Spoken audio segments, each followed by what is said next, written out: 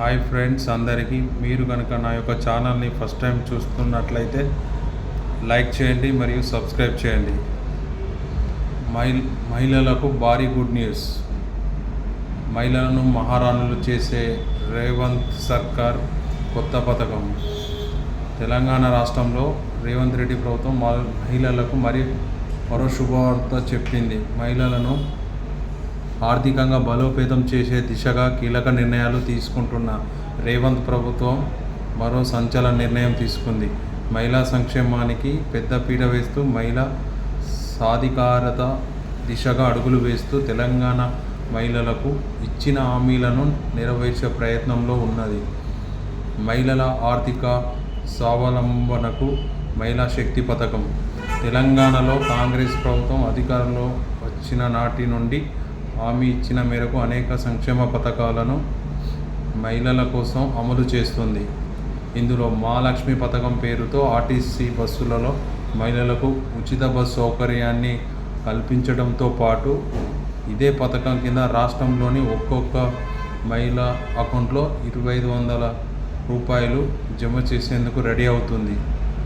మహిళల ఆర్థిక స్వావలంబన కోసం మహిళా శక్తి పథకాన్ని అమలు చేయాలని భావిస్తుంది. పౌల్ట్రీ ఫారాలు, పాడి పశువుల యూనిట్లు. ఈ పథకం కింద తెలంగాణ రాష్ట్రంలో ఉన్న స్వయం సహాయక సంఘాలకు పౌల్ట్రీ ఫారాలు, పాడి ఉత్పత్తుల విక్రయ కేంద్రాలు, పాడి పశువులు, దేశవాళీ కోళ్ల పెంపకం, సంచార చేపల విక్రయ కేంద్రాలను మంజూరు చేయాలని తెలంగాణ ప్రభుత్వం నిర్ణయం తీసుకుంది. ఇక తెలంగాణ మహిళలు వీటిని ఏర్పాటు చేసుకోవడానికి బ్యాంకులు, శ్రీనిధి, మండల మహిళా సమైక్య ద్వారా రుణాలు ఇవ్వడానికి కూడా నిర్ణయించింది.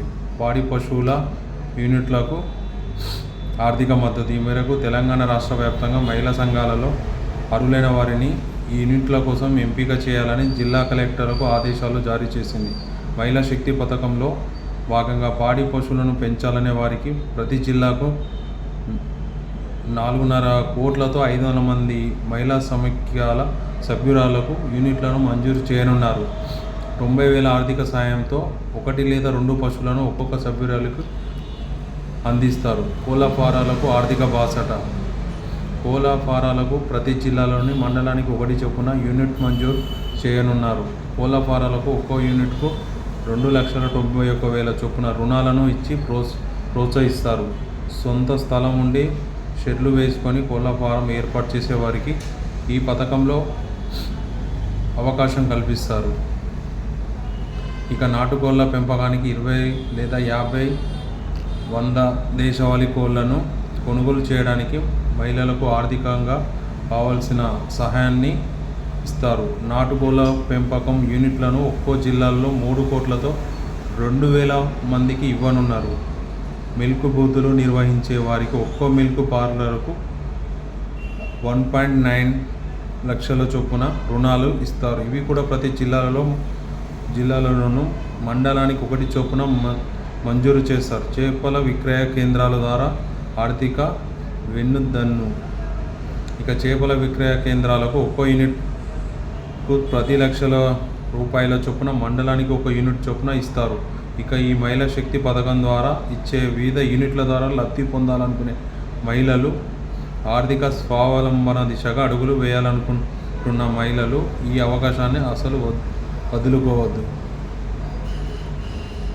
ఓకేనా ఫ్రెండ్స్, క్లారిటీగా అర్థమైంది అనుకుంటా. ఈ యొక్క వీడియో మీకు నచ్చినట్లయితే నా యొక్క ఛానల్ను సబ్స్క్రైబ్ చేయండి, లైక్ చేయండి, షేర్ చేయండి. ధన్యవాదాలు.